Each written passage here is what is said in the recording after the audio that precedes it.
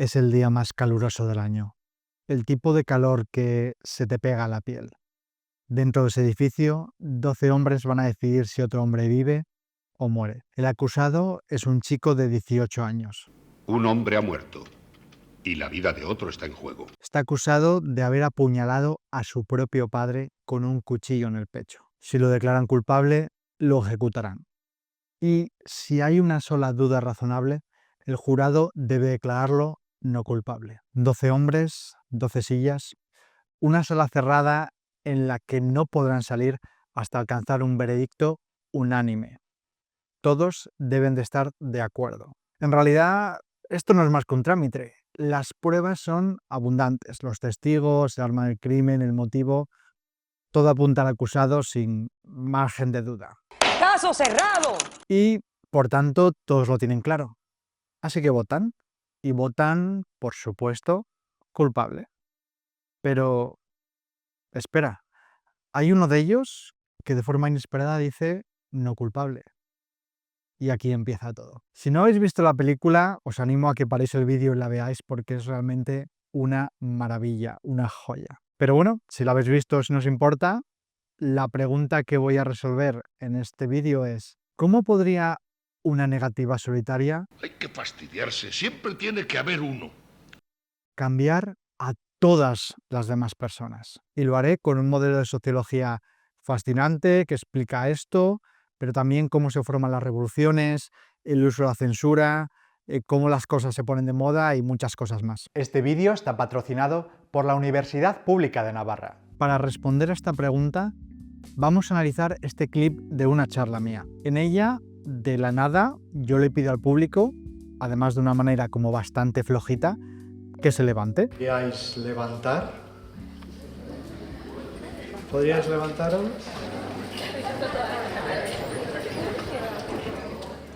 Vale, gracias. Podéis sentar. Y bueno, la gente se termina levantando. Pero lo interesante es cómo ocurre. No se han incorporado sin más. Ha sido así como medio raro. Primero unas pocas personas y luego otras poco a poco se fueron animando hasta que se levantó el resto. Desde el escenario, bueno, dejadme deciros que fue incómodo, muchos de ellos se miraban de manera, ¿no?, con cara de circunstancia, como esperando a ver qué hacían los demás. ¿Creéis que cada uno de ellos se habría levantado si nadie más lo hubiese hecho? Bueno, excepto esta persona. ¿Podríais levantaros?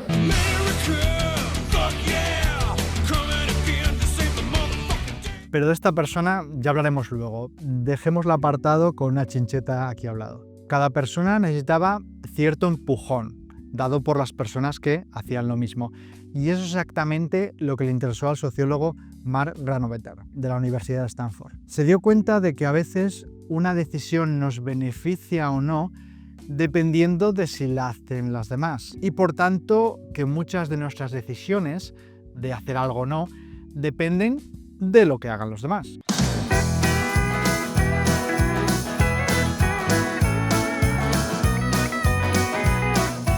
Es un poco como cuando mi madre adolescente me decía aquello de oye, si tus amigos se tiran por un puente, ¿qué pasa? ¿Que vas tú detrás? Bueno, mamá, pues parece ser que sí. Y no hay mejor ejemplo de esto que el jurado número 7. Ese hombre acalorado del sombrero, quizá el más despegado de todos.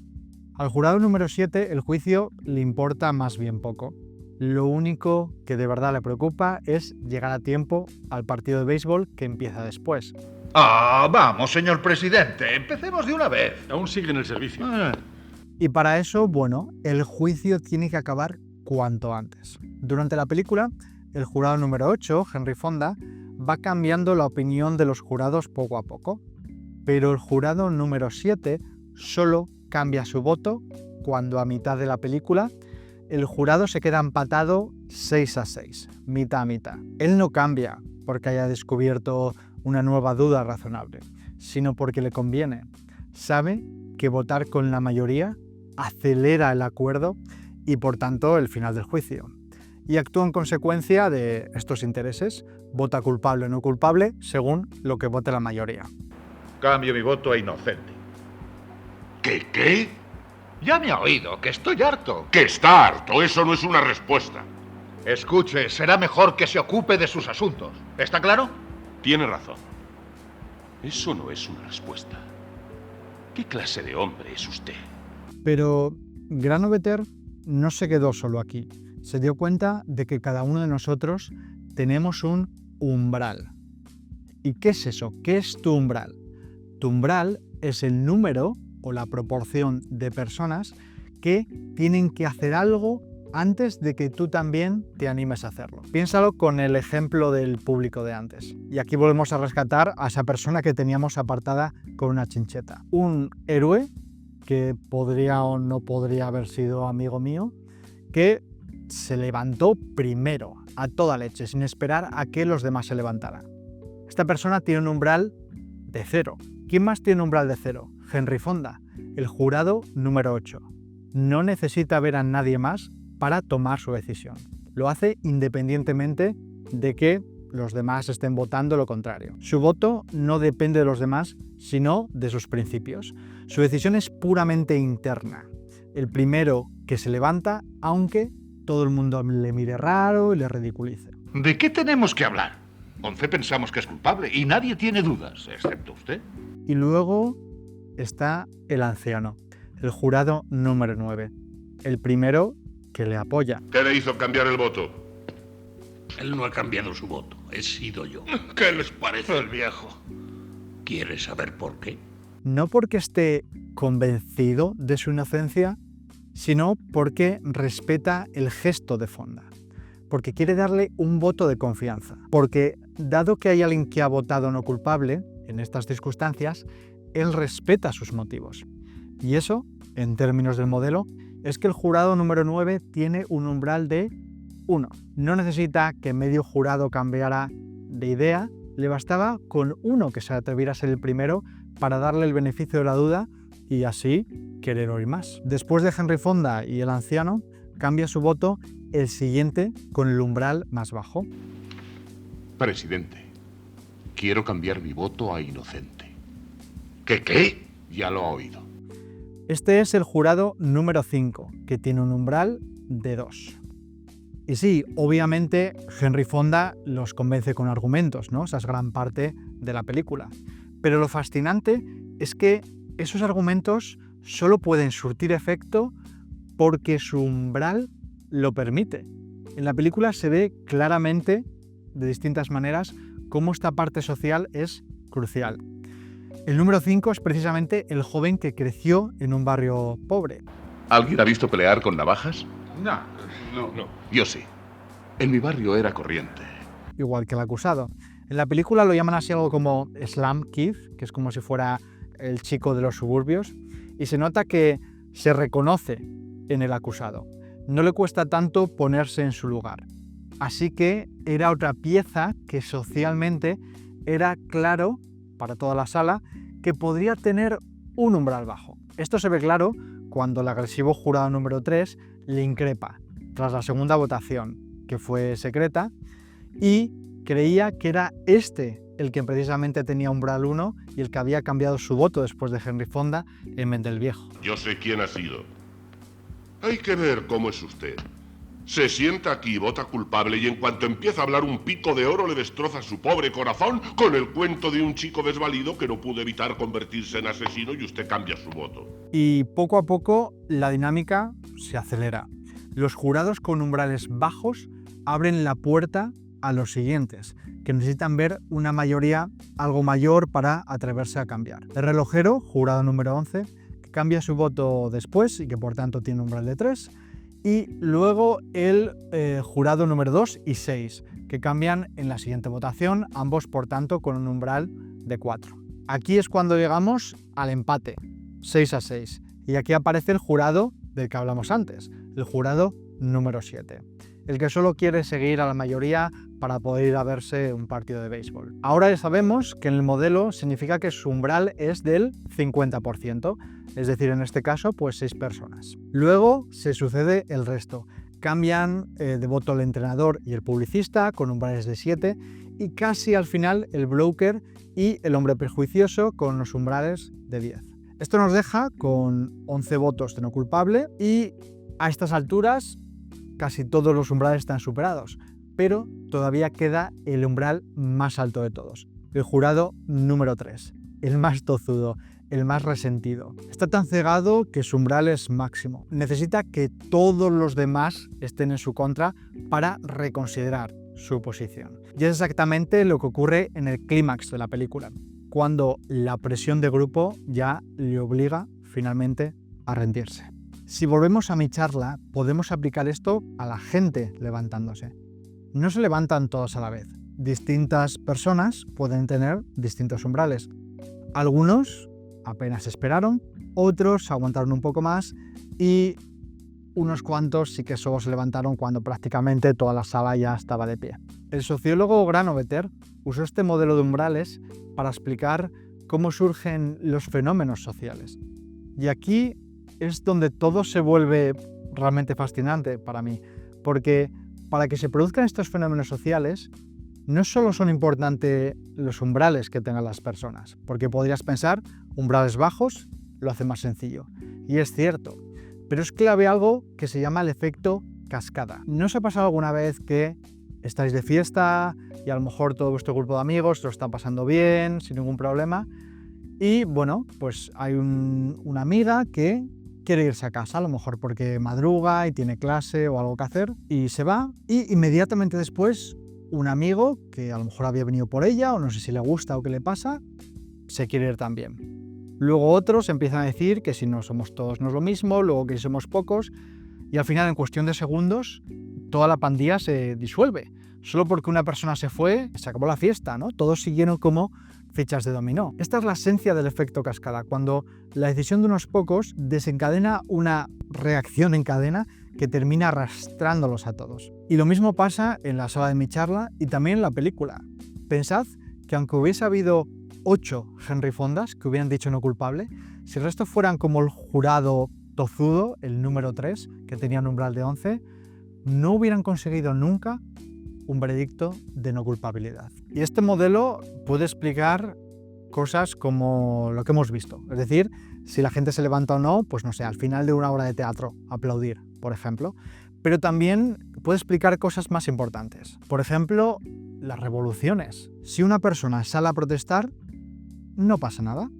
2, 3 tampoco. Pero si se produce un efecto cascada, aunque sea algo muy progresivo, puede haber una revolución. Pensemos en cosas como la toma de la Bastilla o la primavera árabe. Hay veces que eventos locales o incluso anecdóticos, porque se produce un efecto cascada, acabaron teniendo efectos enormes. Y esto también sirve para entender cosas como las modas. Prendas o estilos de vestir, juguetes o juegos entre los jóvenes, o cualquier cosa que es una moda que podrías pensar. Muchas veces son cosas que nadie haría o que nadie se pondría hasta que lo ve en otra gente o en la televisión. De repente ese pequeño grupo de umbrales bajos cambió la percepción colectiva y el resto lo siguió. Pasa lo mismo con nuevos partidos políticos y tiene mucho sentido.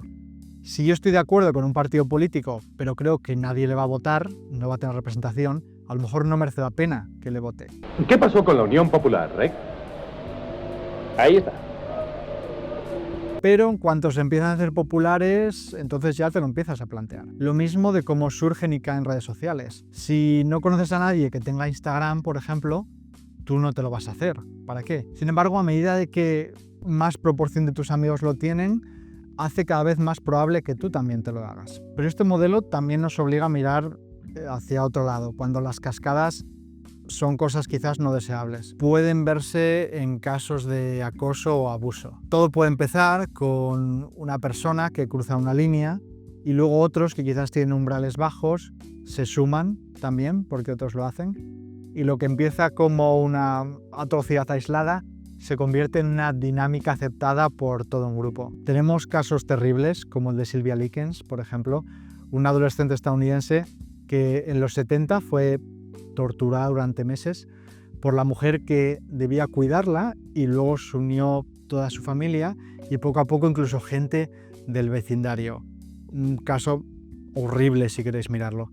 Lo mismo ocurre a veces con crímenes de guerra, ¿no? Donde ejércitos que pasan por lugares pueden cometer tropelías si se dan los ingredientes adecuados. Pero a mí lo que más me flipa de este modelo, la razón por la que os estoy contando esto realmente, es porque para que se dé una cascada no solo es necesario que los umbrales sean bajos, sino también la dispersión de esos umbrales. Por ejemplo, imaginad que hay un teatro que tiene 100 personas y al final pues puede producirse un aplauso de pie o no. Imaginad que los umbrales de esas personas están distribuidos de manera uniforme, como veis aquí. Entonces, ¿qué ocurrirá al final? Bueno, pues que hay uno de umbral 0, que es el que rompe el hielo, y efectivamente se levanta a aplaudir.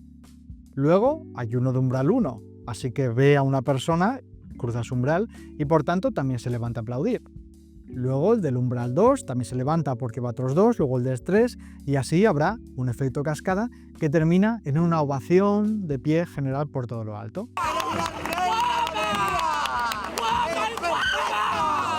Y aquí viene lo loco. ¿Qué pasaría si, por ejemplo, esta segunda persona que teníamos la cambiáramos por alguien que tiene un umbral 2 en vez de un umbral 1? Bueno, pues que acaba la obra de teatro, el del umbral 0 se levanta, aplaude y silencio incómodo. Fin de la historia. Nadie más se levanta y no hay ovación generalizada. Y lo increíble, lo que me flipa, es que estas dos salas son prácticamente iguales. Solo cambia una persona que además es casi igual, pero el resultado es totalmente distinto. Granovetter estudió que en una población con la misma media de umbrales, solo aumentando la dispersión de los umbrales de la población, que es lo que veis en el eje horizontal, la cantidad de gente total que se levanta o que toma esa decisión, que es lo que está en el eje vertical, salta de una minoría a un 100% de repente. Y esto es con la misma media, insisto. O sea que para que se produzca una revolución o en un país, no es solo importante el nivel medio de indignación de ese país, sino también cómo se reparte esa indignación, que sea de una manera progresiva, es clave. Es como en 12 hombres sin piedad. Solo se consiguió el cambio, a veredicto de no culpabilidad, por una distribución súper suave, incremental de los umbrales del jurado. Aunque hubieras tenido algunos mucho más convencidos de la inocencia del acusado, si no hubiera habido una distribución suave, quizás no se hubiese conseguido la no culpabilidad, incluso aunque realmente más gente la quisiese. Y esto es detectado de manera intuitiva también por personajes de la propia cinta. Se ve en múltiples ocasiones cómo distintos jurados presionan precisamente a aquellos que tenían umbrales pivotales en esa distribución, en ese momento, ¿no? Que estaban justo en el umbral donde deberían cambiar. Se ve con la presión del jurado número 3 al chico pobre, cuando, como comentamos antes, creía que había sido justo el pivotal que cambió el voto, pero no era así. Pero también lo vemos con el broker presionando al publicista y consiguiendo que de hecho cambie de vuelta justo cuando está en su umbral. También Henry Fonda lo hace múltiples veces, presionando y preguntando justo a los que ve que son pivotales precisamente, como por ejemplo el número 7. Voy a desempatar. Cambio mi voto a inocente. ¿Qué? Hasta ahora hemos hablado de los umbrales como si todos pudiéramos ver al resto del grupo. Pero en grupos grandes, en un país, en una sociedad, nunca vemos a todos los demás como ocurre en la película.